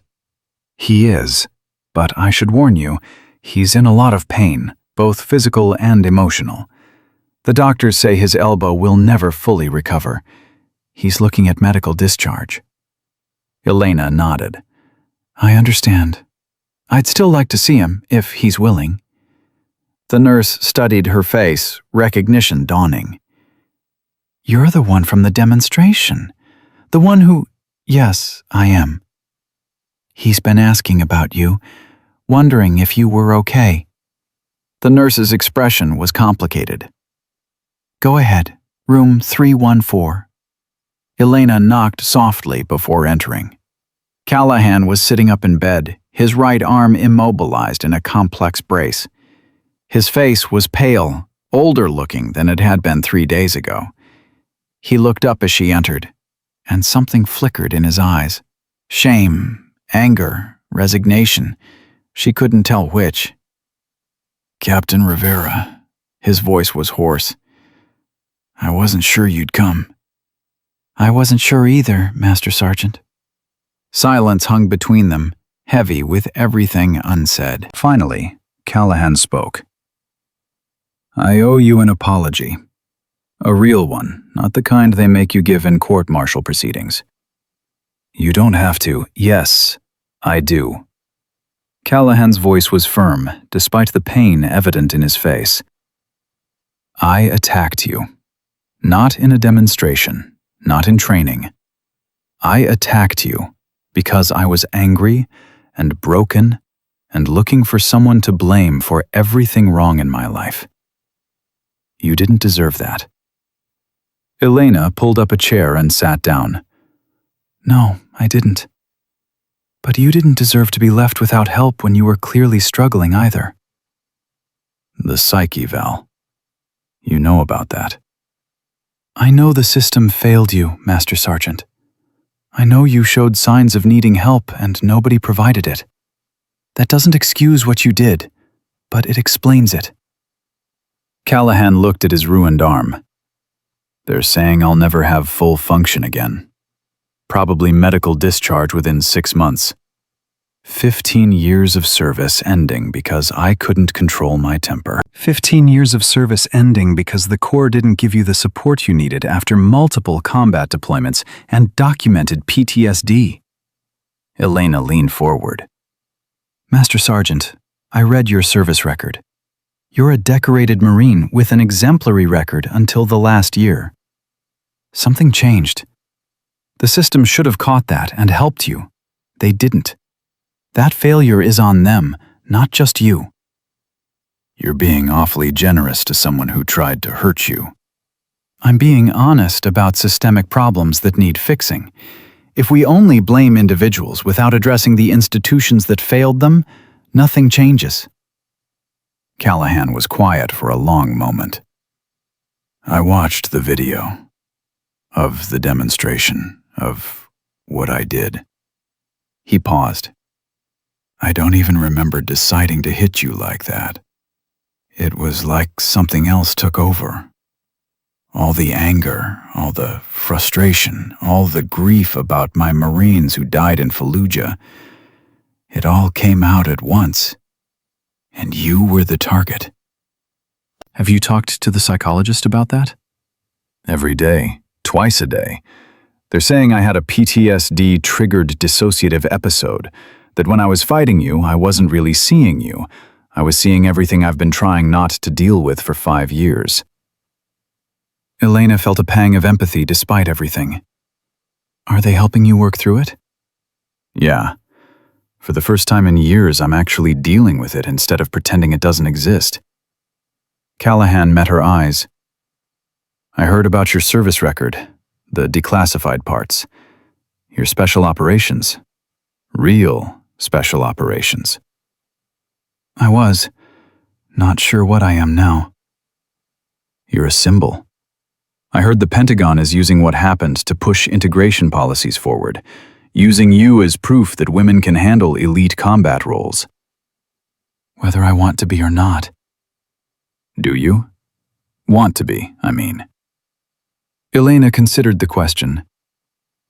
I want my service to matter. If that means being public about it instead of operating in shadows, then yes, I want to be that symbol. For women who come after me. Your technique, what you did to me. I've been thinking about it. That wasn't luck or adrenaline. That was training. Serious training. It was. And if I'd kept attacking, you could have done worse. Much worse. Callahan nodded slowly. I spent all day telling everyone you weren't qualified. Turns out you're more qualified than almost anyone on that base, including me. Qualification isn't the point, Master Sergeant. The point is that we judged each other based on assumptions instead of evidence. You looked at me and saw someone who didn't belong. I looked at you and saw someone who needed to be proven wrong. We were both wrong about what mattered. What does matter? That we're all Marines. That we're supposed to take care of each other. That when someone's struggling, we help them instead of ignoring it until something breaks. Elena paused. You broke, Master Sergeant, and I'm sorry the system let you get to that point. Callahan's eyes glistened. Nobody said that to me. Everyone's been focused on what I did wrong. Nobody's acknowledged that maybe I needed help I didn't get. Well, I'm acknowledging it now. You deserved better from the Corps, from your command, from the people who were supposed to have your back. Thank you, Captain. That means more than you know. Elena stood up. I should go. You need rest. Captain, one more thing. Callahan's voice stopped her at the door. I have a daughter. She's 17. She wants to join the Marines after high school. I've been telling her it's too hard, that women can't handle the physical demands, that she should choose something else. And now? Now I'm going to tell her about you. About watching someone half my size and 15 years younger handle me like I was a training dummy. About learning that my assumptions were based on fear, not facts. He paused. I'm going to tell her to be like you, to prove people wrong through performance, not arguments. Elena felt emotion tightening her throat. That would be good, Master Sergeant. The Marines need more people willing to challenge assumptions. Captain, I hope you get everything you deserve from your career, and I hope my daughter gets to serve under officers like you someday. If she joins, tell her to look me up. I'll make sure she gets good training. Elena left the hospital feeling lighter than she had in days. Callahan's apology had mattered less than his understanding. He'd learned something. Maybe that made everything worthwhile. 6 weeks later, Elena stood in front of a packed auditorium at Marine Corps Base Quantico. She'd been promoted to major and assigned to develop new training protocols for integrated combat units. Today was her first major presentation to senior military leadership. The audience included 2-star generals, Pentagon officials, representatives from allied nations, and media covering the military's integration efforts. Elena felt the weight of their attention like a physical thing. Colonel Michaels introduced her. Major Elena Rivera brings a unique perspective to combat training. Her service record, recently declassified, includes multiple special operations deployments, joint task force operations with allied nations, and a hostage rescue mission that saved 16 lives. Today, she'll present her recommendations for training protocols that ensure all Marines, regardless of gender, receive the preparation they need to succeed in combat roles. Elena stepped to the podium. Thank you, Colonel. Before I begin, I want to address what happened 6 weeks ago at the Mountain Warfare Training Center. That incident has been characterized many ways, as a demonstration of female combat capability, as proof of integration success, as a symbol of changing military culture. But what it really demonstrated was a systemic failure to support Marines dealing with psychological trauma. The room went silent. This wasn't the opening anyone expected. Master Sergeant Derek Callahan attacked me because he was broken and nobody fixed him. He showed signs of PTSD and anger issues that were documented and ignored. The system failed him, and that failure resulted in a serious training injury and the end of a decorated Marine's career. Elena paused. If my recommendations today only focus on gender integration without addressing mental health support for all Marines, then I've missed the point of what happened. A general in the front row leaned forward. Major Rivera, are you suggesting that integration challenges are secondary to psychological support issues? No, sir. I'm suggesting they're interconnected. Marines struggling with change, whether it's policy changes, operational changes, or cultural changes, need support navigating that struggle. When we don't provide that support, we get outcomes like what happened with Master Sergeant Callahan. We get good Marines making terrible decisions because they're not equipped to handle the stress they're under. Another general spoke up. You're defending the man who attacked you? No, sir. I'm identifying the institutional failures that contributed to his attack. There's a difference. Callahan made choices he's accountable for, but the system created conditions where those choices became more likely. A female Pentagon official stood. Major Rivera, your empathy toward Master Sergeant Callahan is noted, but the integration debate isn't about his psychological state. It's about whether women can perform in combat roles. You proved they can. Shouldn't we focus on that success? With respect, ma'am, if we only focus on my success without addressing why the confrontation happened in the first place, we're setting up future conflicts. The next Master Sergeant Callahan won't attack a special operations-trained major. He'll target a regular Marine who doesn't have my training, and that Marine might get seriously hurt. We need to prevent the attacks, not just prove we can defend against them. The room erupted in conversation. Elena had just reframed the entire integration debate in terms of mental health support and institutional responsibility.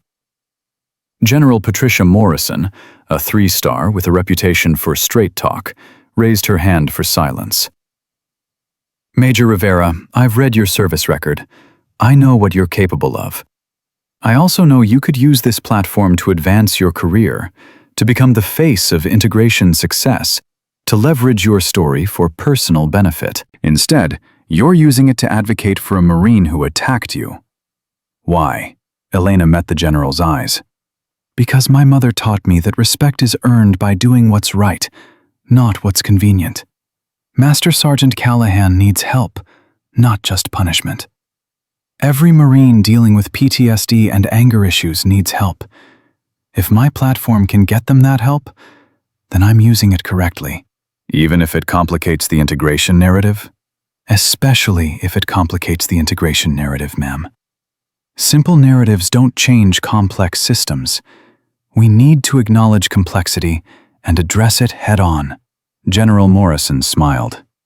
Major, I like the way you think. Present your recommendations.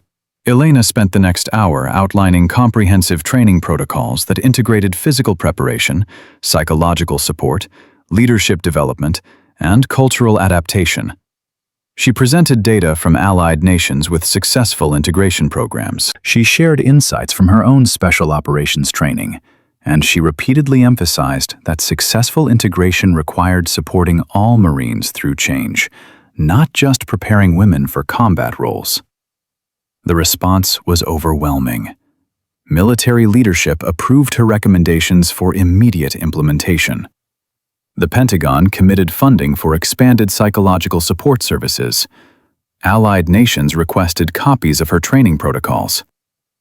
But the most meaningful response came from an unexpected source. As Elena packed up her materials after the presentation, a young woman in Marine Corps uniform approached. Major Rivera, I'm Private First Class Callahan. Derek Callahan is my father. Elena's breath caught. Private Callahan? I didn't know you'd enlisted. I joined 3 weeks ago. My father told me about what happened at the demonstration. He told me I should find you, that you'd teach me what I need to know. Your father and our interaction was complicated. I know. He told me everything. How he attacked you, how you defended yourself, how you visited him in the hospital afterward. The young woman's eyes were bright with emotion. Major, My whole life, my father told me the Marines weren't for women, that we weren't strong enough, tough enough, capable enough. Then you proved him completely wrong. And instead of hating you for it, he learned from it.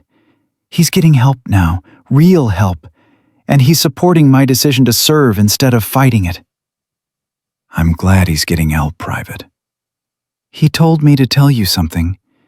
He said to say that you gave him something more valuable than an apology. You gave him perspective. And that perspective saved his relationship with me. Elena felt tears threatening. Your father is a good Marine who was dealing with trauma he didn't know how to handle. I hope he finds peace. He's working on it. The therapy is helping. And knowing that I'm here, following in his footsteps but doing it better, that's helping too. Private Callahan extended her hand. Thank you, Major, for everything. As the young woman walked away, Elena realized this was the real impact of what had happened. Not the policy changes, or the training protocols, or the media attention. The real impact was one father and daughter healing, one Marine getting the help he needed, one young woman pursuing her dreams without being told she wasn't good enough. 3 months later, Elena received orders for a new assignment. She was being sent to the UK to receive formal recognition from the British government for the Syria hostage rescue operation. The 12 SAS operators she'd saved had requested she be honored publicly. The ceremony was held at the Royal Military Academy, Sandhurst.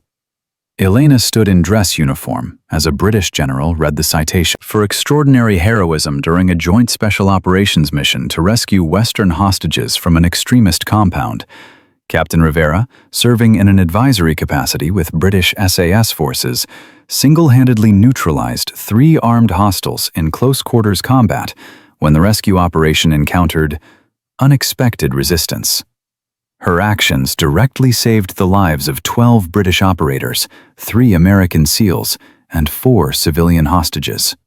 Her courage, skill, and decisive action exemplify the highest standards of military service. The 12 SAS operators she'd saved stood as she received the commendation. Their applause was genuine, heartfelt. Afterward, they gathered informally. The team leader, now a major himself, approached Elena. We wanted you to know. We've been telling your story for 3 years, training new operators, teaching close-quarters combat, discussing what to do when operations go sideways. We always talked about the ghost who saved our mission. Now the ghost has a name and a face. I was just doing my job that night. No, Major. You were being exceptional at your job. There's a difference. He paused. We've been following what happened in California, the demonstration incident, how you've used that platform to advocate for better mental health support. That's the same person who saved us in Syria. Someone who fights for what's right, not what's easy. Elena smiled. A very smart woman once told me that respect is earned by doing what's right. I'm just following her advice. Your mother? Yes. She never got to see me succeed in the military, but I hope she knows somehow that I'm trying to honor everything she taught me. I think she knows, Major, and I think she's proud. The media coverage of the UK ceremony reached back to the United States within hours. Elena's story, special operations veteran, hostage rescue hero, advocate for military reform, captured national attention. News outlets wanted interviews, veterans groups wanted her as a speaker, young women wanted her as a role model. Elena accepted some invitations and declined others. She gave interviews that focused on institutional reform and mental health support. She spoke at military academies about the importance of evaluating people based on capability rather than assumptions. She avoided becoming a pure symbol, insisting on staying grounded in practical work that helped real Marines. 6 months after the demonstration incident, Elena received a letter. The return address showed it came from a veterans treatment facility in Texas. Inside was a handwritten note from Derek Callahan. Major Rivera, I'm writing from a PTSD treatment program. After my medical discharge, I hit bottom. Depression, anger, feeling like my life was over. But then I remembered what you said in the hospital, that the system failed me, and that failure deserved acknowledgement. I decided to stop blaming myself for everything and start working on healing. The therapy is hard. Confronting what happened in Fallujah, dealing with survivor's guilt, learning to manage anger. It's the hardest fight I've ever been in. But I'm winning. Slowly. I wanted you to know that my daughter graduates from boot camp next month. She's top of her class in physical training and marksmanship. She tells her instructors that she's going to be like Major Rivera someday, a Marine who proves that capability matters more than assumptions. I'm proud of her. And I'm grateful to you for showing her, and me, what's possible when we stop letting fear and prejudice make our decisions. Thank you for visiting me when you had every reason not to. Thank you for advocating for mental health support when you could have just focused on integration success. Thank you for being the kind of leader the Marine Corps needs. Respectfully, Derek Callahan, former Master Sergeant, USMC. Elena read the letter 3 times, emotion building each time. This was why it all mattered. Not the commendations or the policy changes or the media attention, but the individual lives changed for the better. She pulled out her phone and texted her aunt. Callahan wrote me. He's in treatment, doing better. His daughter is graduating boot camp, top of her class. The response came quickly. Your mother would be so proud of you. Not for winning the fight, but for what you did after. Elena typed back. I hope so. I really hope so. 1 year after the demonstration at Marine Corps Mountain Warfare Training Center, Elena stood once again before a crowd of Marines. But this time, she was the base commander at the Marine Corps Special Operations School. Her promotion to lieutenant colonel had come with an assignment that felt like destiny. Training the next generation of elite Marines, both male and female, in the techniques and tactics that would keep them alive in the world's most dangerous places. Among the new class of candidates was Private First Class Callahan, who'd excelled in every training pipeline and earned her spot in the Special Operations Program. Elena addressed the assembled candidates. Welcome to Special Operations School. You're here because you've proven you have the physical capability, mental toughness, and dedication required for elite service. Some of you are men. Some of you are women. In this program, that distinction doesn't matter. What matters is whether you can perform when it counts. 1 year ago, I was involved in an incident that became very public. A larger, more experienced Marine attacked me, and I defended myself using techniques you'll learn here. That incident has been analyzed, discussed, and used as an example of many different things. But here's what it actually proved. Proper training beats assumptions every time. You'll face people who doubt you, people who think you don't belong here because of your gender, your size, your age, your background. Ignore them. Don't waste energy arguing with skeptics. Waste energy becoming so undeniably skilled that their skepticism becomes irrelevant. That's what you're here to learn. Not just how to fight, but how to be so good at what you do that nobody can reasonably question your capability. Your job is to earn respect through performance. My job is to give you the training that makes that performance possible. Welcome to the hardest challenge of your military careers. Welcome to Special Operations Training. And welcome to proving that excellence knows no gender. The candidates snapped to attention, their faces set with determination. After the briefing, Private First Class Callahan approached Elena. Thank you for accepting me into the program, ma'am. You earned your spot, Private Callahan. Your performance in the selection pipeline was exceptional. My father wanted me to give you this. She handed Elena a small box. Inside was Derek Callahan's combat action ribbon from Fallujah, the deployment that had broken him, but that he'd carried as a reminder of the Marines he'd lost. A note was attached. I carried this for 15 years as a burden. My daughter should carry it as inspiration. Please give it to her when she graduates. And thank you for making it possible for her to serve in the ways I never let myself imagine she could. Elena looked at the young woman standing before her, determined, capable, ready to prove herself, just like Elena had done years before.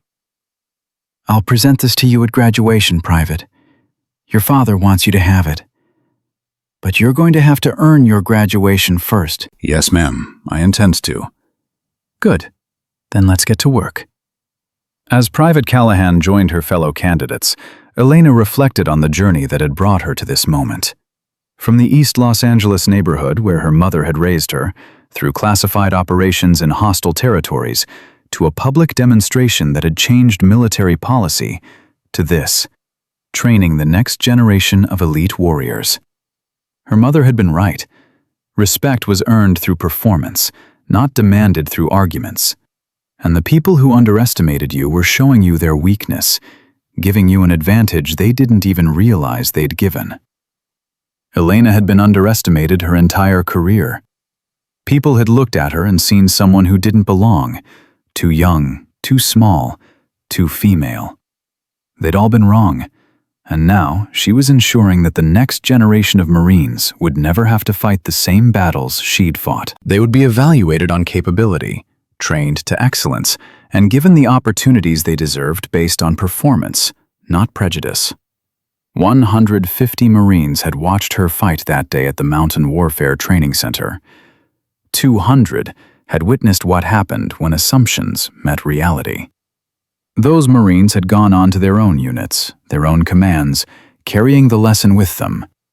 Never underestimate your opponent, and never assume that capability can be judged by appearance. The ripple effect of that one demonstration had changed military culture in ways large and small. Women were being accepted into special operations programs at record rates. Mental health support for all Marines had been expanded and destigmatized. Training protocols now emphasized capability over physical attributes. But the most important change was the one that couldn't be measured in policy documents or statistics, the change in how Marines looked at each other. With more respect, with fewer assumptions, with understanding that excellence comes in forms that don't always match expectations. Elena walked across the training ground toward her office. The California sun was warm on her face. The mountains in the distance were clear and sharp against the blue sky. She thought about her mother, who'd fought for respect her whole career and never fully received it. Who'd died believing that her daughter would face the same struggles, the same prejudice, the same barriers. Her mother had been wrong about that. The barriers were still there, but they were falling. The prejudice still existed, but it was being challenged. The struggles continued, but they were getting easier with each generation of women who refused to accept limits others tried to impose on them. Elena had been one woman in a demonstration circle, facing one opponent in one moment that lasted less than 3 seconds. But those 3 seconds had proven something that needed proving, had changed something that needed changing, and had opened doors that needed opening. Her mother would have been proud of the fight itself, the perfect technique, the decisive victory, the absolute competence under pressure. But she would have been even prouder of what Elena did after the fight, showing compassion to an opponent who'd attacked her, advocating for systemic change instead of personal glory, and using her platform to help others instead of elevating herself. That was the real legacy, not the medals or the promotions or the media attention. The real legacy was every young woman who joined the Marines believing she belonged there. Every Marine struggling with PTSD who got the help they needed before something broke. Every person who learned to judge others by performance instead of assumptions. Elena had been underestimated her entire life. She'd been dismissed, doubted, and told she didn't belong. And she'd proven every single one of those skeptics wrong, not through argument, but through undeniable excellence. That was a lesson worth teaching, a legacy worth building, a fight worth winning. And as she watched the new class of special operations candidates begin their training, men and women together, evaluated on merit, supported through struggle, Elena knew that her 3 seconds in that demonstration circle had bought something far more valuable than vindication. They'd bought change that would outlast her career, outlive her service, and create opportunities for generations of Marines who would never know her name, but would benefit from the doors she'd kicked open. Her mother had taught her that respect was earned, not given. Elena had earned it, and now she was teaching others how to do the same. One Marine at a time, one training class at a time, one generation at a time, until the day when nobody would be surprised to see a 5'3" woman take down a larger opponent in 3 seconds. Because capability would finally matter more than assumptions. That day was coming. Elena could see it in the determined faces of her students, in the changing policies of the institution, in the letters from Marines who thanked her for proving what they'd always known was possible. The fight wasn't over. It would never be completely over. But it was a fight worth continuing, a battle worth winning, a legacy worth building. And Elena Rivera, Special Operations veteran, combat instructor, advocate for change, was exactly the right person to lead it. Because she'd learned the most important lesson of all.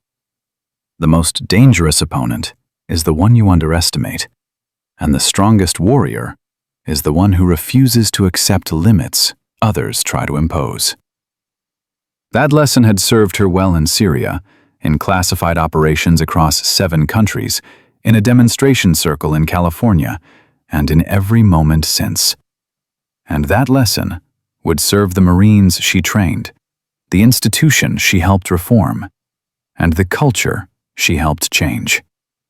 3 seconds had proven what needed proving. The rest of her career would be spent making sure those 3 seconds meant something that mattered.